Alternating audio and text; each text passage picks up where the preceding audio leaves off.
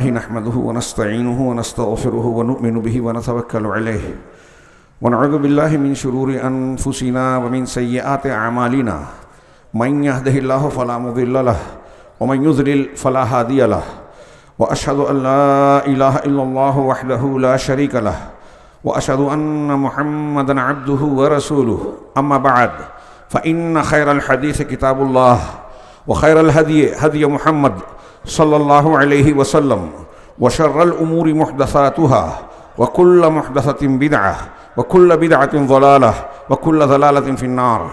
اعوذ باللہ من الشیطان الرجیم. بسم اللہ الرحمن الرحیم. یا ایہا الذین آمنوا اتقوا اللہ وقولوا قولا سدیدا یصلح لکم اعمالکم ویغفر لکم ذنوبکم ومن یطع اللہ ورسولہ فقد فاز فوزا عظیما. محترم حاضرین، بزرگوں، بھائیوں، ماؤں اور بہنوں،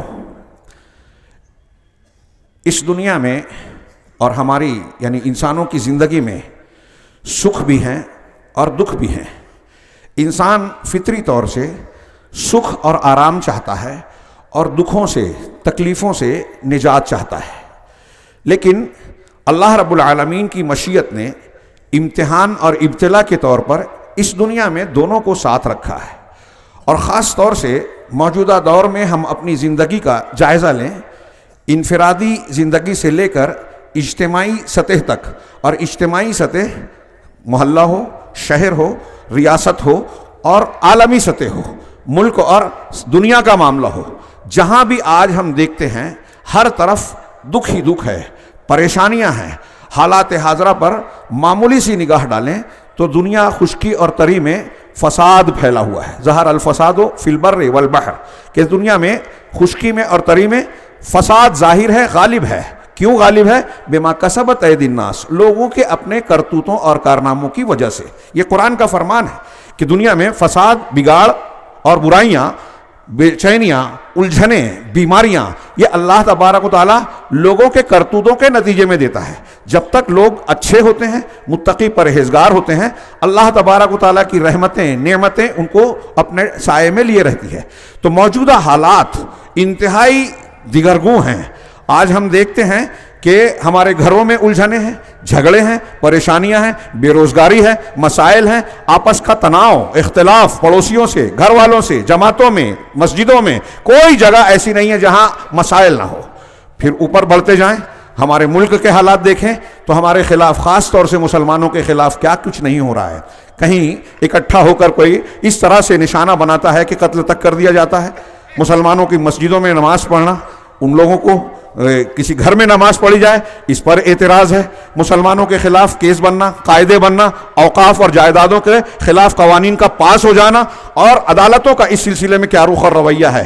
یہ انسان، ہم مسلمانوں کو اور دوسرے لوگوں کو بھی جو انصاف پسند ہے، تشویش میں اور الجھن میں مبتلا کرتا ہے. آج عالمی سطح پر دیکھیں تو خلیج کا جو بحران ہے، دو ظالموں کی لڑائیاں ہو رہی ہے. یہ دونوں مل کر ہمیشہ اسلام، اصلی اسلام اور مسلمانوں کو نشانہ بناتے رہے ہیں. لاکھوں لوگوں کو، مبالغہ نہیں کر رہا ہوں، لاکھوں لوگوں کو قتل کیا ہے.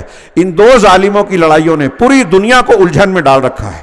ہر کوئی دہشت میں ہے، مسائل میں ہے، اور مختلف قسم کے معاشی اور جو ہے خطرات کے بحران کا شکار ہے. اور بالخصوص جیسا کہ میں نے کہا کہ مسلمان پوری دنیا کا گھر سے لے کے عالمی سطح تک مختلف قسم کی سازشوں، حملوں، مکر و فریب کے نرغے میں اور اس کی زد میں ہے. ایسے حالات میں جب اپنی زبان میں ہم کہیں ہر طرف ٹینشن ہے، پریشانی ہے، دکھ ہے، خوف اور خطرات ہیں، ایسے حالات میں اللہ تبارک و تعالیٰ نے ہمیں یہ عید دی، عید کا تحفہ دیا جو خوشی اور شادمانی کا پیغام لے کر آتی ہے، اور خوشی اور خوش ہونے، آرام سے رہنے، فسادات اور بگاڑ سے بچنے کا بہت زبردست پیغام دیتی ہے. وہ کیسے؟ وہ اس طریقے سے کہ خوشی اور مسرت کی جو اصل روح ہے ہم کو اس سے جوڑتی ہے. خوشی، مسرت، فرحت ہے کیا؟ علامہ ابن قیم رحمہ اللہ کہتے ہیں کہ اللہ تبارک و تعالیٰ کی بے شمار نعمتیں لوگوں پر ہیں. ان ساری نعمتوں میں سب سے زیادہ وہ نعمت جس سے سب سے زیادہ انسان خوش ہو سکتا ہے، اس بات کا حقدار ہے، اس بات کی حقدار ہے نعمت کہ بندہ سب سے زیادہ خوش ہو، وہ اللہ تبارک و تعالیٰ کی موعظت، یعنی جس کا ترجمہ ہم کریں نصیحت ہے. اللہ کی موعظت ہے اور اس کے وہ نسخہ شفا ہے جو سینوں کی بیماریوں کا علاج کرتی ہے. سینوں کی بیماریوں میں کیا ہے؟ جہالت ہے، گمراہی ہے، شکوک و شبہات ہیں، نادانی ہے، بے وقوفی ہے، سرکشی ہے. ان بیماریوں کو جو علاج کرتی ہے. اور اللہ تبارک و تعالیٰ نے صاف صاف بتا دیا کہ جو موعظت اور نصیحت ہم نے دی ہے وہ بندوں کے لیے ہدایت اور رحمت ہے. اس میں ان کی بیماریوں کا علاج ہے، سینوں کی اور نفس کی ٹھنڈک ہے، روح کے لیے زندگی ہے. لہذا یہ ہے کیا؟ یہ جو موعظت ہے یہ اصل میں کیا ہے؟ یہ شریعت کے احکامات ہیں.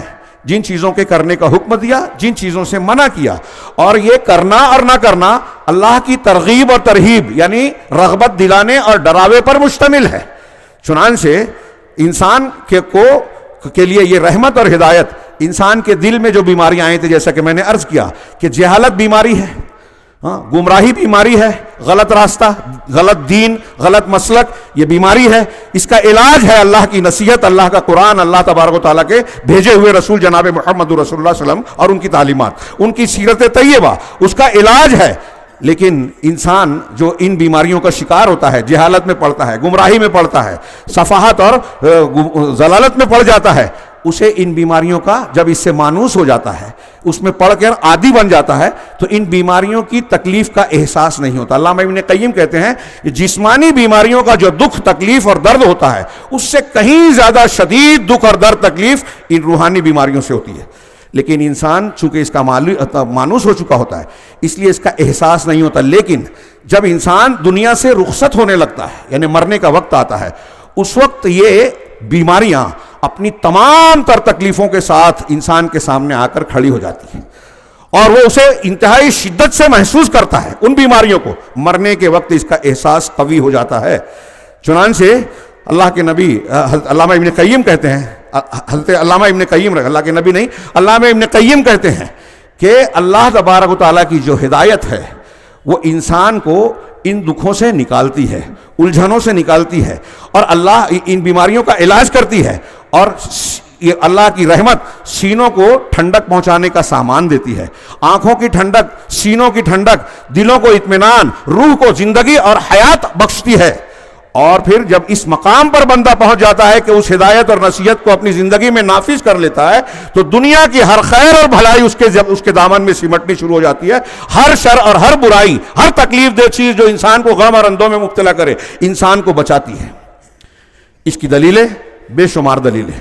اللہ کے نبی صلی اللہ علیہ وسلم کی مشہور حدیث ہے، حببا الیکم الی من دنیاکم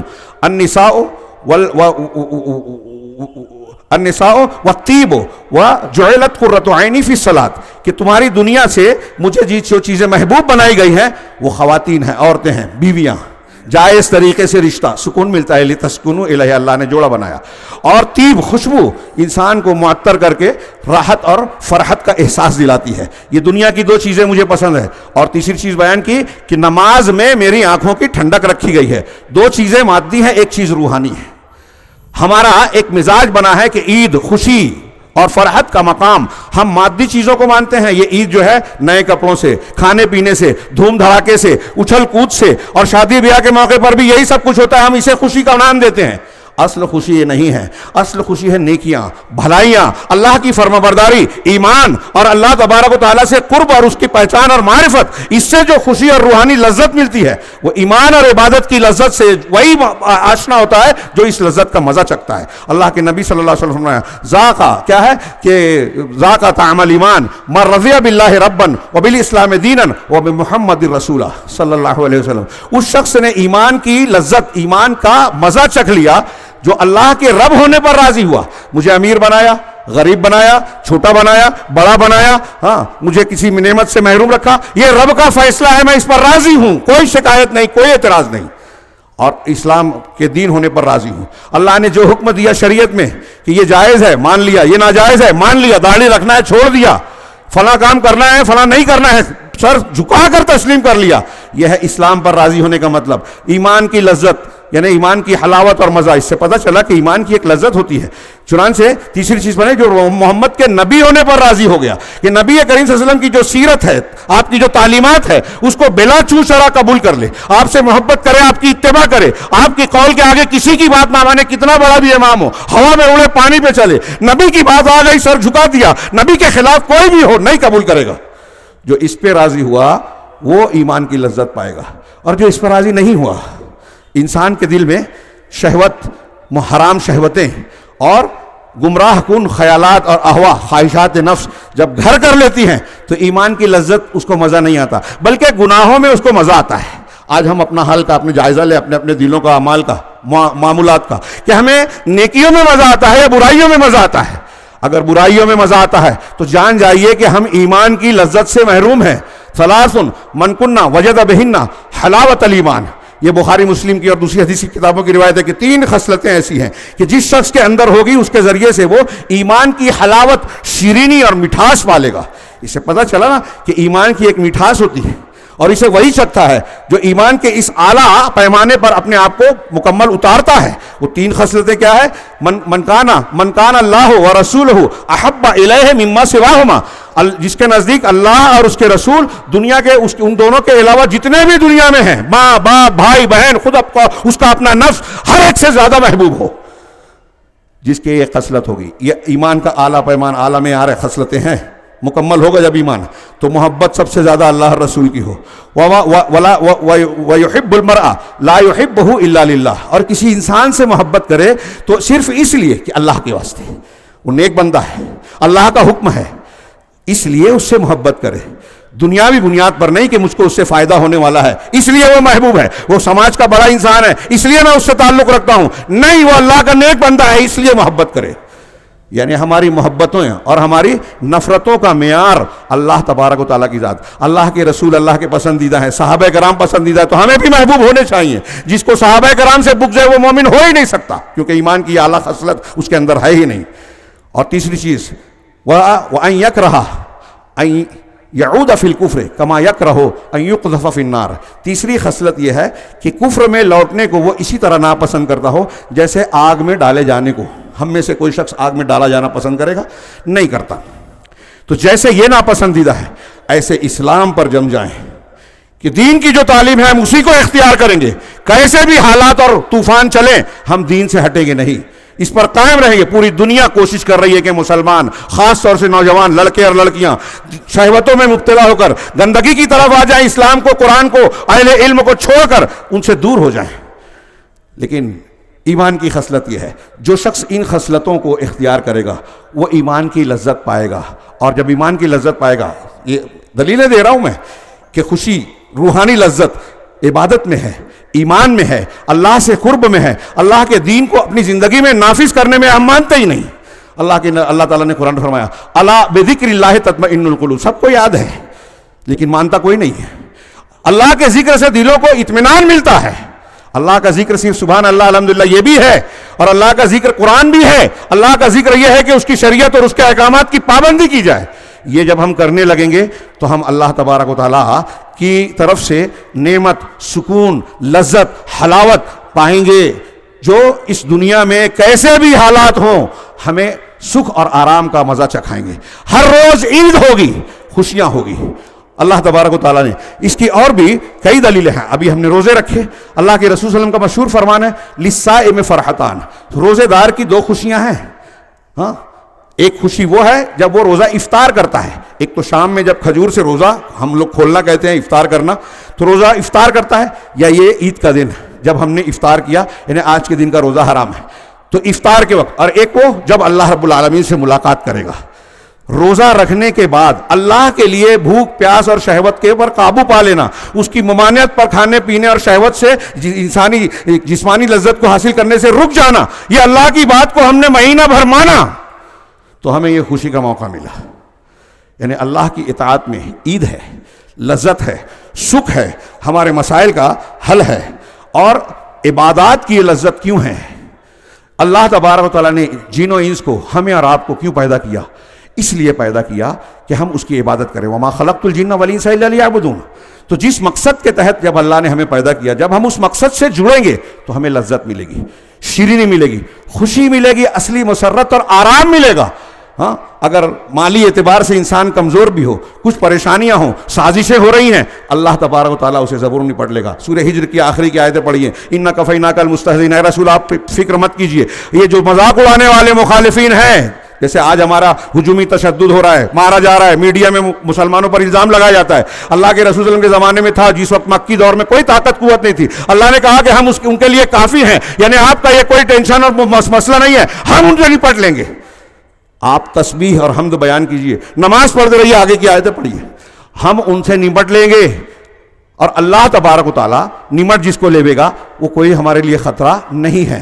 چنانچہ آپ دیکھیں کہ خوشی اصل میں یہی ہے، اور ہم کو عید جو ملی کہ روزے رکھے، قیام اللیل کیا، ہاں اس کے تلاوتیں کی، اللہ کے راستے میں خرچ کیا، دل سے گڑگڑا کر اللہ تبارک و تعالیٰ کے جناب میں اپنے گناہوں سے توبہ کی، دوسری نیکیاں کی، اگر وہ قبول ہوتی ہیں تو یہ عید ہے۔ ہاں ہماری پریشانیاں چھٹ جائے گی۔ اس کی دلیلیں ہمارے لیے، ہمارا مسئلہ سب سے بڑا ہمارے گناہ ہیں۔ دنیا کی ساری مصیبتیں، برزخ اور آخرت کی ساری مصیبتیں، اس کی وجہ ہے گناہ، اور گناہ میں سب سے بڑا شرک، اور مسلمانوں میں شرک پایا جاتا ہے، بدعت پائی جاتی ہیں، اور ہمارے یہاں شوق بھی نہیں ہے کہ معلوم کریں کہ ہمارا اللہ رب العالمین کن چیزوں سے ناراض ہوتا ہے، کن چیزوں سے خوش۔ روایت چل رہی ہے، لوگ کر رہے ہیں، مشہور ہو گئی، جھوٹی حدیثیں بھی مان رہے ہیں، بدعت کو ہی دین مان رہے ہیں۔ تو یہ اللہ کے دین کے ساتھ جب ہم مذاق کر رہے ہیں، ہمیں ٹائم نہیں ہے، تو خوشی کہاں سے ملے گی؟ دشمن ہم پر مسلط ہوں گے، ہماری دعائیں رد ہوتی رہے گی، ہم سکون سے کیسے رہ سکتے ہیں جب اللہ رب العالمین کے دین کا ہمیں خیال ہی نہیں ہے، اس کے حقوق کا خیال نہیں ہے۔ لہٰذا ضروری ہے کہ جو مصیبت کے بادل ہمارے گرد منڈلا رہے ہیں، ہمارے گھروں کا پیچھا کر رہے ہیں، کہیں گھر گرائے جا رہے ہیں، بلڈوزر چلائے جا رہے ہیں، کہیں گرفتاریاں ہو رہی ہیں، کہیں قوانین بنائے جا رہے ہیں، ہماری مسجدیں، مدرسے لوگوں کے جو ہے یہاں کی حکومت سے لے کر عالمی سطح تک لوگوں کی نگاہوں میں ہے کہ یہ بند کر دیے جائیں۔ اگر جب تک قرآن حدیث رہے گا، قرآن حدیث کے ماننے، جاننے، سیکھنے، سکھانے والے رہیں گے، تب تک ہمارا جو ہے سازش کا عمل کام نہیں کرے گا، اسلام زندہ رہے گا۔ لہٰذا نسخہ یہ ہے کہ ہم اپنے گناہوں سے پلٹیں۔ ہاں دیکھیے حضرت یونس علیہ السلام، یہ جو سکون اور اطمینان اللہ تبارک و تعالیٰ کی طرف سے سننے والا معاملہ ہے، ہم یہاں آئے ہیں کس اعتبار سے؟ نیکیاں کر کے عیدی لینے آئے ہیں اللہ تبارک و تعالیٰ سے، مغفرت لینے آئے ہیں۔ اللہ نے کہا صدقہ فطر ادا کرو، ہم نے غریبوں کا حق ادا کیا۔ ہاں اللہ نے کہا مرد اور خواتین سب لوگ جمع ہو جاؤں۔ یہاں اس عیدگاہ میں کتنے لوگ اب یہ بھی نہیں مانتے، خواتین نے روزے رکھے، خواتین نے جو ہے عبادتیں کی، خرچ کیا، عبادتیں کی، قیام اللیل کیا، لیکن کہتے ہیں کہ عیدگاہ پہ نہیں آ سکتے، ان کی عید نہیں ہے۔ اللہ کے رسول صلی اللہ علیہ وسلم نے فرض کیا ہے، ام عطیہ کہتے ہیں کہ اللہ کے رسول نے فرض کیا، یہاں تک کہا کہ نوجوان لڑکیاں اور وہ عورتیں جو ناپاک ہیں وہ بھی آئیں، نماز میں شریک نہ ہو لیکن حاضر رہیں مسلمانوں کی دعا میں اور خیر میں حاضر رہیں۔ اتنا سخت ہے، لیکن مسلمانوں کی بڑی جماعت یہ ماننے کو تیار ہی نہیں ہے، اللہ کے رسول کی بات نہیں مانے۔ خوشی کہاں سے ملے گی؟ عید کہاں سے آئے گی؟ اللہ کی رحمت کہاں سے آئے گی؟ ہم قرآن حدیث پڑھتے ہیں، کلمہ پڑھا ہے رسول اللہ صلی اللہ علیہ وسلم کا، لیکن یہ ماننے کو تیار نہیں ہے۔ یہ ایک چیز، ایسی کتنی چیزیں ہیں کہ ہم نے بندے کے طور پر جو ایجاد کر لیا وہ مان رہے ہیں دین کے نام پر، اور اللہ تعالیٰ ہم اس عیدگاہ میں آنے کے لیے اللہ اکبر لا الہ الا اللہ کا نعرہ لگاتے ہیں۔ یہ اللہ کا حکم ہے، وَلِتُكْمِلُوا الْعِدَّةَ وَلِتُكَبِّرُوا اللَّهَ، جب تم نے روزے کی گنتیاں پوری کر لی، وَلِتُكَبِّرُوا اللَّهَ عَلَىٰ مَا هَدَاكُمْ، تو اللہ نے جو تم کو ہدایت دی، سہولت دی، توفیق دی کہ روزہ رکھو، نیکیاں کرو، اس کا شکرانہ ادا کرنے کے لیے اللہ کی بڑائیاں بیان کرتے رہو، گھر سے لے کے یہاں آنے تک، بلکہ چاند دکھنے سے لے کے عید کی نماز کے شروع ہونے تک یہ کلمات اور اللہ کی تکبیرات بلند کرتے رہو، یعنی اللہ تعالیٰ کی بڑائیاں ہمارے دل و دماغ میں رچ بس جائے، در و دیوار میں گونجنے لگے، لیکن ہمارے دل میں انا گونجتا ہے۔ جب اللہ کا دین آتا ہے، قرآن حدیث کی تعلیم آتی ہے تو ہمیں پسند نہیں آتی کہ قرآن تو یہ کہتا ہے، حدیث تو یہ کہتی ہے، لیکن ہمارا دل کچھ اور کہتا ہے، ہمارا نفس کچھ اور کہتا ہے۔ کہاں سے خوشی ملے گی؟ جب ہم اپنے نفس کی سنیں گے، اپنے نفس کو اپنا معبود بنائیں گے۔ اللہ اکبر کہتے ہیں زبان سے، لیکن دل کہتا ہے کہ میں بڑا ہوں، میرے امام بڑے ہیں، میرے پیر صاحب بڑے ہیں، میرے باپ دادا کی روایتیں بڑی ہیں، اللہ کا قرآن رسول کا فرمان نہیں مانوں گا۔ اس کے لیے یہ نہیں کہتا کہ نہیں مانوں گا، بہانے کرتا ہے، تعویلیں کرتا ہے، اور اللہ اور رسول کی بات کو رد کر دیتا ہے۔ تو ہم بڑائیاں بیان کر رہے ہیں زبان سے، دل میں نہیں ہے۔ پھر وَلِتُكَبِّرُوا وَلَعَلَّكُمْ تَشْكُرُونَ، اور تاکہ تم شکر گزار بن جاؤ۔ یہ اس لیے آئے ہیں ہم شکرانہ ادا کرو، 2 رکعت نماز شکرانہ پڑھی مرد اور عورتوں نے، اب اللہ سے دعا کرنے کی باری ہے. ہاں اگر ہم نے یہ کیا, سب لوگ اکٹھا ہو کے دعا کریں. یاد کیجئے قوم یونس پر عذاب, واحد قوم ہے جس پر عذاب کا فیصلہ ہونے کے بعد اللہ نے ٹال دیا. قرآن میں کہا سورہ یونس میں پڑھیے کہ صرف یہی ایک قوم ایسی ہے جو ایمان لانے کے بعد بچ گئی عذاب سے. حتیٰ یونس پہلے نکل گئے اللہ کے حکم سے پہلے, اور پوری قوم نے جب مقدمات عذاب کو دیکھا کہ عذاب آنے کے آثار نظر آ رہے ہیں, پوری قوم بال بچوں سمیت, عورتیں بچے بوڑھے سارے لوگ میدان میں جمع ہوئے. اللہ ایمان لانے کا عہد کیا, توبہ کی, اللہ سے گڑ گڑائے, روئے, عذاب ٹل گیا. اگر ہماری مصیبتیں ٹالنا ہے, اپنی مصیبتیں ٹالنا ہے, تو جیسے آج ہم اکٹھا ہیں, رو کر گڑ گڑا کر اپنے دل کی گہرائیوں کے ساتھ اللہ سے معافی مانگے. ہاں اللہ سے معافی مانگے, اللہ تبارک و تعالیٰ کامیابی دے گا. حضرت یونس علیہ السلام مچھلی کے پیٹ میں ہیں, مچھلی کے پیٹ میں اللہ کے اس بندے نے, اللہ نے ہمیں نقل کر کے بتایا کہ توحید اور توبہ کے کلمات کہے, لا الہ الا انت سبحانک انی کنت من الظالمین. اللہ تیرے سوا کوئی معبود برحق عبادت کے لائق ہے ہی نہیں, تو پاک ہے, اس سے برتر ہے, میں گنہگار ہوں, میں ظالمین میں سے تھا, میں اپنے گناہ کا اعتراف کرتا ہوں, معاف کرتے. اللہ کی رحمت نے انہیں مچھلی کے پیٹ سے سلامت, ایک معجزہ ہے. ہاں سیدنا ابوبکر صدیق نے غار میں اللہ کے رسول سے کہا تھا کہ اللہ کے رسول یہ جو ڈھونڈتے ڈھونڈتے آئے ہیں 100 اونٹوں کے لالچ میں, اگر انہوں نے اپنے پیروں کی طرف دیکھ لیا تو ہم کو دیکھ لیں گے. اللہ کے نبی صلی اللہ علیہ وسلم نے کیا کہا تھا, دیکھیے اطمینان, سکون, ایمان ہے. اللہ کے رسول تو نمونہ ہے نا, ایسے میں بھی گھبرائے نہیں. آج ہم تھوڑا سا کوئی مصیبت آتی ہے, قانون بنتا ہے, جنگ ہوتی ہے, ہم پریشان ہو جاتے ہیں. اللہ کے رسول پورے اطمینان سے ابوبکر صدیق کو کہتے ہیں, صحیح بخاری میں اور قرآن میں بھی ایک جملہ ہے, کہا ما ظنک یا ابا بکر باثنین اللہ ثالثہما. ان دو کے بارے میں ابو بکر تمہارا کیا خیال ہے جس کے تیسرا اللہ ہے؟ لا تحزن, ڈرو نہیں, افسوس نہیں کرو, ان اللہ معنا, اللہ ہمارے ساتھ ہے. ہم اگر جس دن اس یقین میں آ جائیں کہ اللہ ہمارے ساتھ ہے, وہ اصلی عید کا دن ہوگا, وہ مصیبتوں کے ٹلنے کا دن ہوگا, دشمنوں کی سازشوں کے ناکام ہونے کا دن ہوگا, دشمنوں کے حملے روک دیے جائیں گے. اللہ رب العالمین نے جب ساتھ دیا, حکم دیا, تو آگ جلانے سے رک گئی ابراہیم علیہ السلام کو. موسیٰ علیہ السلام اور ان کی قوم کو دریا نے راستہ دے دیا. کیا ہمیں نہیں بچا سکتا؟ لہذا اس موقع پر ہمیں چاہیے کہ ہم گڑ گڑا کر اللہ سے مانگیں. میں بات کو آخر میں, ہم جب عیدی لینے آئے مرد اور خواتین, تو یہ قرآن کی ایک آیت میں پیش کر رہا ہوں, کل جمعہ میں بھی ذکر کیا تھا. سورہ ہود میں اللہ تبارک و تعالیٰ نے ارشاد فرمایا کہ اللہ تعبدوا الا اللہ. اس سے پہلے کا فرمان چھوڑ رہا ہوں اختصار کی وجہ سے, کہ پہلا حکم دیا, 3 حکم دیا, اور اس کے نتیجہ بتایا کہ آپ کو عید ملے گی, مسائل کا حل ملے گا. پہلا حکم کیا دیا؟ اللہ تعبدوا الا اللہ. یہ قرآن اور رسول تم کو جو تعلیم دے رہے ہیں, کیا دے رہے ہیں؟ کہ اللہ کے سوا کسی کی عبادت نہ کرو. میرے بھائیوں, شرک کو اپنے دلوں سے, گھروں سے, اپنے بچوں سے دور کیجیے.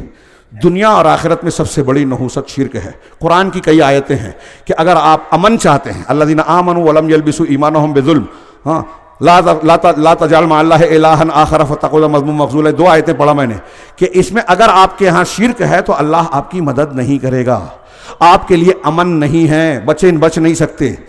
ہمارے صفوں میں بہت ذمہ داری سے کہہ رہا ہوں, علم کی بنیاد پر, بصیرت کی بنیاد پر, کہ مسلمانوں کا 2/3 سے زیادہ حصہ پوری دنیا میں شرک میں ملوث ہے کسی نہ کسی شکل میں, کسی نہ کسی. اور ہماری نحوست کی سب سے بڑی وجہ یہی ہے. علامہ ابن تیمیہ کے قول میں اکثر دہراتا ہوں, اور قرآن و حدیث کی روشنی میں ہے وہ قول, دلیلیں دی انہوں نے کہ مسلمانوں پر جو بھی بلا, مصیبت, آفت, پریشانی آتی ہے, اس کی بنیادی وجہ رسول کی مخالفت ہے, دین کی مخالفت, سنتوں کی مخالفت. چنانچہ شرک کو نکالیے. اللہ نے کہا کہ اللہ تعبدوا الا اللہ, پہلی بات. پھر آگے اللہ نے کہا کہ اننی لکم منہ نذیر و بشیر, میں اللہ کی جانب سے تمہارے لیے نذیر ہوں, ڈرانے والا ہوں. گناہ کرو گے, شرک کرو گے تو انجام دنیا میں بھی اچھا نہیں ہوگا, آخرت میں بھی. لہذا پہلے توحید کو اختیار کرو, اور بشارت دینے والا ہوں, یعنی جو اسے قبول کرے گا دنیا اور آخرت میں اس کے لیے خوشیاں ہیں, عیدیں ہیں. اگلا جملہ وَأَنِ اسْتَغْفِرُوا رَبَّكُمْ ثُمَّ تُوبُوا إِلَيْهِ, اور یہ کہ تم اپنے پروردگار سے اپنے گناہوں کی معافی مانگو اور پھر توبہ کرو اس کی طرف. دونوں اکٹھا آتے ہیں تو استغفار کا معنی ہوتا ہے کہ ماضی میں جو غلطی ہوئی ہے, پاسٹ میں, پروردگار اسے معاف کر دے. میں نے کل بھی عرض کیا کہ بعض علماء نے اس کی تشریح میں لکھا کہ دیکھیے, اللہ گیا وقت ہمارے ہاتھ نہیں آتا, ماضی جو وقت گزر چکا ہے ہاتھ نہیں آتا, لیکن اللہ نے ہمیں ایک نسخہ دیا ہے کہ ہم ماضی کو سدھار سکتے ہیں. وہ ہے استغفار. سچے دل سے دل ہلا کر اللہ تبارک و تعالیٰ سے استغفار کیجئے. نبی کریم صلی اللہ علیہ وسلم ایک دن میں 100 سے زیادہ مرتبہ استغفار کرتے, ایک مجلس میں 70 مرتبہ کرتے تھے.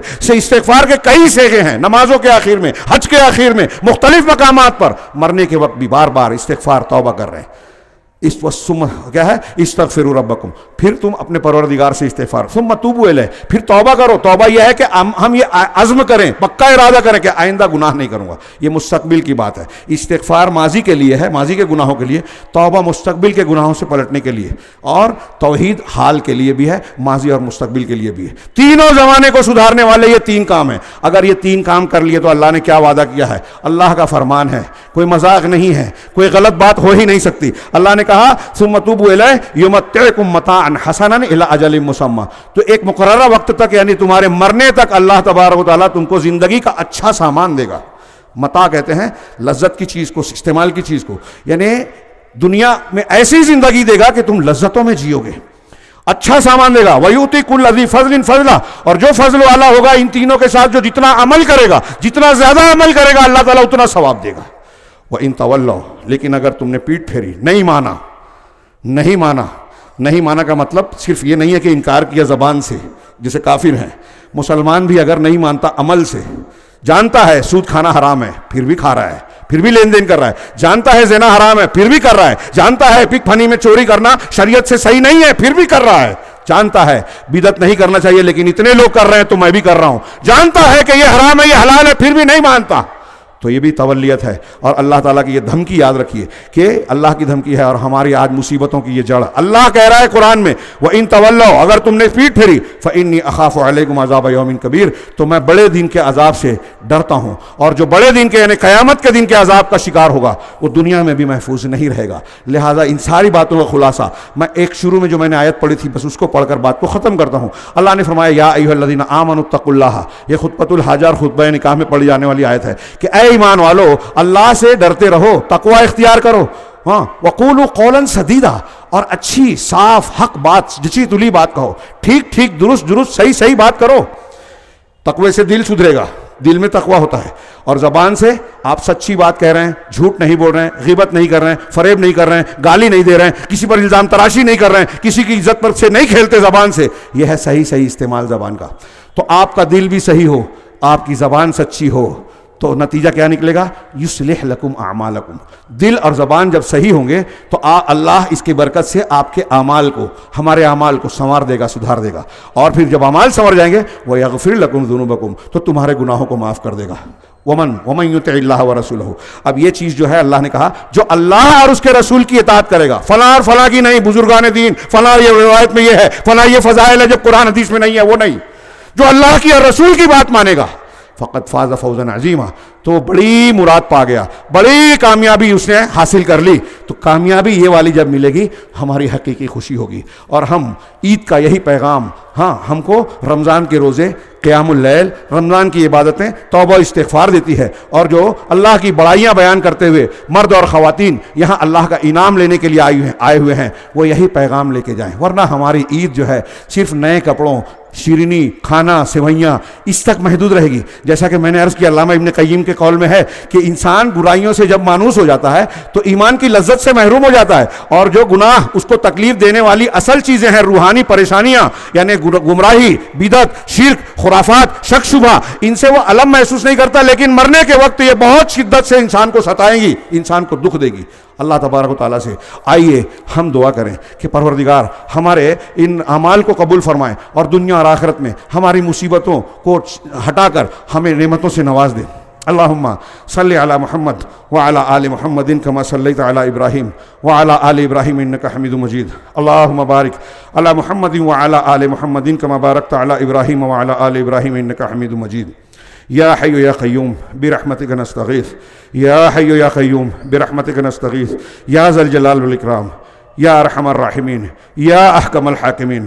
اے اللہ, ہم لوگوں نے جو بھی ٹوٹی پھوٹی عبادتیں تیرے دیے ہوئے انعام ماہ مبارک میں کی ہے, پروردگار ہمارے جو روزے تھے انہیں قبول فرما لے, ہمارے جو قیام اللیل, جو بھی ٹوٹی پھوٹی انداز میں ہم نے اسے انجام دیا، پروردگار اسے قبول کر گئے، جو تو نے اپنے رسول کی زبان پر وعدہ کیا کہ جو رمضان کے روزے، رمضان کا قیام اور لیلۃ القدر کا قیام ایمان و احتساب کے ساتھ کرے گا، تو اس کے پچھلے سارے گناہ معاف کر دیتا ہے۔ پروردگار ہماری غلطیاں، ہماری کوتاہیاں یقیناً رہی ہوں گی، ہیں، لیکن پروردگار ہمارے کوتاہیوں سے کہیں زیادہ بڑی تیری رحمت ہے، تو تواب ہے، تو غفار ہے، تو غفور ہے۔ پروردگار ہماری توبہ کو قبول فرما لے، ہماری نیکیوں کو، عبادتوں کو قبول فرما لے، ہمارے گناہوں کی بخشش فرما دے۔ پروردگار ہم میں بہت سارے لوگ بیمار ہیں، ان کی بیماری کو دور کر دے۔ بہت سارے ایسے لوگ ہیں جن پر قرض کا بوجھ ہے، جس میں وہ پریشان ہیں، پروردگار ان کے قرض کو ادا کرنے کی راہ حلال طریقے سے پیدا کر دے۔ پروردگار ہمارے اعمال میں بہت ساری کوتاہیاں ہیں، پروردگار ان کوتاہیوں کو دور کرنے کی ہمیں توفیق عطا فرما۔ پروردگار تو ہمیں اپنے صالح اور مقرب بندوں میں شامل فرما لے، تو ہمیں شاکرین میں سے بنا دے، صالحین میں سے بنا دے، متقیوں میں اور محسنین میں سے بنا دے پروردگار، اور اس کے ذریعے سے تو ہمیں دنیا میں بھی سعادت بخش دے اور آخرت میں بھی کامیابی سے نواز۔ پروردگار ہمارے کسی گناہ کو مت چھوڑ، سب کو معاف کر دے، ہمارے کسی مریض کو مت چھوڑ، سب کو شفا دے دے، ہمارے کسی غم اندوہ کو نہ چھوڑ، سب کو دور کر دے۔ پروردگار ہم میں جو چھوٹے بچے ہیں ان کی صحیح تربیت کرنے کی توفیق عطا فرما، جو بزرگ اور بڑے ہیں ان کو دین کے صحیح راستے پر چلنے کی توفیق عطا فرما، جو مسلمان ہمارے والدین ہوں، ہمارے رشتہ دار ہوں، دیگر مسلمان ہوں، پروردگار جو دنیا سے رخصت ہو کر تیرے جوار رحمت میں جا پہنچے ہیں، پروردگار ان کی غلطیوں کو معاف کر دے، انہیں ان کی بخشش فرما دے، پروردگار انہیں اعلیٰ مقام دے، جنت الفردوس میں اعلیٰ مقام دے۔ ہم میں جو بھی بیمار ہے پروردگار ان کو شفا عطا فرما۔ پروردگار ساری دنیا صرف اس لیے ہماری دشمن بنی ہوئی ہے کہ ہم تیرے نام لیوا ہیں، تیرے کلمے کو پڑھنے والے ہیں، پروردگار تو ہماری حفاظت فرما۔ اگر ہم نے تجھ کو ناراض کر لیا اور تیری مدد سے محروم ہو گئے تو دنیا میں ہمارا کوئی پرسان حال نہیں، کوئی بچانے والا نہیں ہے۔ پروردگار ہم تیری ہی عبادت کرتے ہیں، تجھی سے مدد مانگتے ہیں۔ پروردگار ہم وہ ساری خیر اور بھلائیاں مانگتے ہیں جو تیرے نبی جناب محمد رسول اللہ صلی اللہ علیہ وسلم نے تجھ سے مانگی، وہ ساری برائیاں، سارے شرور جس سے تیرے رسول صلی اللہ علیہ وسلم نے پناہ طلب کی، پروردگار ہم ان ساری چیزوں سے، سارے شر اور برائیوں سے پناہ طلب کرتے ہیں۔ پروردگار ہمارے دین کو درست کر دے جو ہمارے دین کے، ہماری زندگی کی بنیاد ہے، دنیا اور آخرت میں کام آنے والا ہے۔ ہماری دنیا کی زندگی کو سنوار دے پروردگار، جس میں ہماری معیشت ہے، پروردگار ہماری آخرت کو سنوار دے جہاں ہمیں لوٹ کر جانا ہے۔ پروردگار ہمیں جب تک زندہ رکھ، ہمیں نیکیوں میں اور زیادہ آگے بڑھنے کی توفیق دے اور ہماری موت کو ہمارے لیے راحت کا سامان بنا دے۔ پروردگار ہمیں جنت اور جنت میں لے جانے والے اعمال کی توفیق دے۔ پروردگار ہمیں جنت الفردوس عطا فرما، ہمیں اعلیٰ ترین جنت عطا فرما، ان اعمال اور اقوال کی توفیق دے جو تجھ سے قریب کرنے والے اور جنت میں داخل کرنے والے ہیں۔ پروردگار ہم تجھ سے مانگتے ہیں کہ ہمیں جہنم سے بچا لے، اور ان اعمال اور ان اقوال اور عقائد سے پناہ مانگتے ہیں جو جہنم میں پہنچانے والے ہیں۔ پروردگار ان سب چیزوں سے ہمیں محفوظ رکھ، جب تک زندہ رکھ، اسلام پر زندہ رکھ، اور جب موت آئے تو پروردگار تو ہمیں ایمان پر موت دے۔ پروردگار پوری دنیا میں مسلمانوں کے خلاف سازشیں ہیں، حملے ہیں، اور سارے لوگ کئی جگہوں پر ہم ایسے ہیں کہ ہم مناظر نہیں دیکھ پاتے۔ جب ہم بہت چھوٹے بندے، بڑے گنہگار، اور رحم و کرم میں ہم بہت ہی ادھورے اور انتہائی ناقص ہیں، جب ہم سے وہ مناظر دیکھے نہیں جاتے پروردگار، تو ارحم الراحمین ہے، تو رحمان الرحیم ہے۔ پروردگار جب ہم فلسطین کے مناظر دیکھتے ہیں، جب ہم مسلمانوں کے ٹوٹتے ہوئے گھر، جلتے ہوئے بدن اور بہت ساری ایسی مصیبتیں دیکھتے ہیں جس میں لوگ تڑپ رہے ہیں، بھوکے مر رہے ہیں، پروردگار جب ہم نہیں دیکھ پاتے تو ارحم الراحمین ہے۔ پروردگار تو رحم فرما، تو مسلمانوں کی حفاظت فرما، دشمنوں کی سازشوں کو ناکام بنا دے، ان کے کلمے میں اختلاف ڈال دے، اپنی وہ پکڑ ان پر ڈال دے جو تو ظالموں اور مجرموں پر ڈالتا ہے۔ اے اللہ ہم تو تیرے ہی حوالے اپنے سارے معاملات کو کرتے ہیں۔ اللہم احفظنا من کل بلاء الدنیا وعذاب القبر وعذاب الآخرہ، اللہم احفظنا من کل بلاء الدنیا وعذاب القبر وعذاب الآخرہ، اللہم لا تدع لنا ذنبا الا غفرتہ، ولا ہما الا فرجتہ، ولا کربا الا نفستہ، ولا مریضا الا شفیتہ، ولا دینا الا قضیتہ، ولا غائبا الا رددتہ، ولا مسترشدا الا ارشدتہ، ولا صغیرا الا انبتہ نباتا حسنا برحمتک یا ارحم الراحمین۔ اللہم اقسم لنا من خشیتک ما یحول بیننا وبین معاصیک، ومن طاعتک ما تبلغنا به جنتک، ومن الیقین ما تهون به علینا مصائب الدنیا، ومن الیقین ما تهون به علینا مصائب الدنیا، ومتعنا باسماعنا وابصارنا وقواتنا ما احییتنا، واجعله الوارث منا، واجعله الوارث منا، ولا تجعل الدنیا ولا تجعل مصیبتنا فی دیننا وانصرنا واجعل ثأرنا على من ظلمنا وانصرنا على من اعدانا ولا تجعل مصیبتنا فی دیننا ولا تجعل الدنیا اکبر همنا ولا مبلغ علمنا ولا تجعل الدنیا اکبر همنا ولا مبلغ علمنا ولا تسلط علینا من لا يرحمنا ولا تسلط علینا من لا يرحمنا اللهم اغفر لنا وللمؤمنین والمؤمنات والمسلمین والمسلمات وألف بین قلوبهم وأصلح ذات بینهم وانصر على عدوك وعدوهم اللهم لعن الكفرة الذين يكذبون رسلك ويقاتلون أولياءك ويصدون عن سبيلك اللهم زلزل أقدامهم وشتت شملهم وفرق جمعهم ودمر ديارهم وأنزل بهم بأسك الذي لا ترده عن القوم المجرمين اللهم إنا نجعلك في نحورهم ونعوذ بك من شرورهم اللهم إنا نجعلك في نحورهم ونعوذ بك من شرورهم اللهم ابسط علينا من فضلك ورحمتك وبركتك ورزقك اللهم ابسط علينا من فضلك ورحمتك وبركتك ورزقك اللهم انصر الإسلام والمسلمين في كل مكان اللهم انصر الإسلام والمسلمين في كل مكان اللهم انصر الإسلام والمسلمين في فلسطين وغزة اللهم انصر الإسلام والمسلمين في الخليج اللهم انصر الإسلام والمسلمين في الهند وفي سائر البلاد اللهم إنا نسألك وإياك نعبد وإياك نستعين يا مقلب القلوب ثبت قلوبنا على دينك يا مقلب القلوب ثبت قلوبنا على دينك اللهم إنا نسألك من الخير كله عاجله وآجله ما علمنا منه وما لم نعلم ونعوذ بك من الشر كله عاجله وآجله ما علمنا منه وما لم نعلم اللهم إنا نسألك ما سألك به عبدك ونبيك محمد صلى الله عليه وسلم ونعوذ بك من شر ما عاذ به عبدك ونبيك اللهم إنا نسألك الجنة اللهم إنا نسألك الجنة الفردوس اللهم إنا نسألك الجنة وما قرب إليها من قول وعمل اللهم إنا نسألك الجنة وما قرب إليها من قول وعمل اللهم إنا نعوذ بك من النار اللهم إنا نعوذ بك من النار اللهم نعوذ بك من عذاب في القبر وعذاب في النار اللهم إنا نعوذ بك من النار وما قرب إليها من قول أو عمل اللهم إنا نسألك أن تجعل كل قضاء قضيته لنا خيرا اللهم إنا نسألك أن تجعل كل قضاء قضيته لنا خيرا اللهم إنا نسألك الهدى والتقى والعفاف والغنى اللهم إنا نسألك الهدى والتقى والعفاف والغنى اللهم إنا نسألك من موجبات رحمتك وعزائم مغفرتك والغنيمة والسلامة من كل إثم والغنيمة من كل فر والفوز بالجنة والنجاة من النار اللهم إنا نسألك العفو والعافية في الدنيا والآخرة اللهم إنا نسألك العفو والعافية في الدنيا والآخرة اللهم اغفر لنا ولوالدينا اللهم اغفر لنا ولوالدينا اللهم اعتق رقابنا من النار اللهم تقبل صيامنا وقيامنا وعباداتنا جميعا اللهم تقبل صيامنا وقيامنا اللهم اغفر لنا ولوالدينا اللهم اغفر لنا وللمؤمنين والمسلمات الأحياء منهم والأموات ربنا آتنا في الدنيا حسنة وفي الآخرة حسنة وقنا عذاب النار ربنا آتنا في الدنيا حسنة وفي الآخرة حسنة وقنا عذاب النار ربنا آتنا في الدنيا حسنة